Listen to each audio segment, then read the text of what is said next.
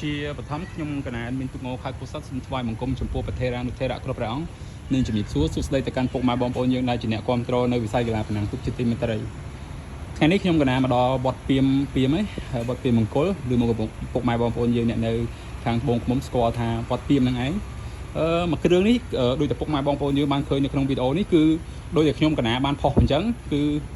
ជាជើងខ្លាំងមួយរូបដែលធ្លាប់ប៉ះគ្នាជាមួយនឹងបងធំ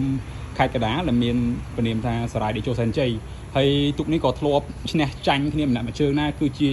អាចនិយាយបានថាជើងខ្លាំងនៅក្នុងទឹកដីខេត្តត្បូងឃ្មុំនេះហើយមកគ្រឿងនេះខ្ញុំកណាជឿជាក់ថាពុកម៉ែបងប្អូនយើងប្រកាសជាស្គាល់ឈ្មោះហើយមិនបាច់ចាំខ្ញុំកណាប្រាប់ទេអញ្ចឹងនេះគឺជាសភាពចាក់ស្ដែងដែលបន្ទាប់ពីយើងត្រឡប់ពីភ្នំពេញមកវិញហើយទូកនេះ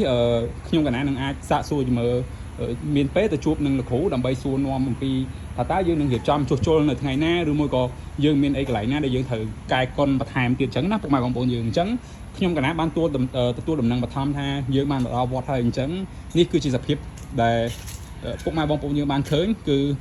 អ្វីរៀបត្បូងឃ្មុំនឹងឯងដែលយើងបានត្រឡប់ពីភ្នំពេញមកវិញហើយនេះសភាពចាក់ស្ដែងពុកម៉ែបងប្អូនយើ